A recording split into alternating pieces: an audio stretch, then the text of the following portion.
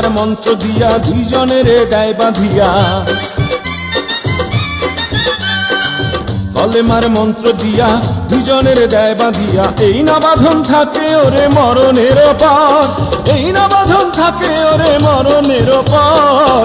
সে বড় কঠিন কারিগর মনরে, সে বড় আজব জাদুকর। স্বামী আর স্ত্রী বানাই যেজন মিস্ত্রি,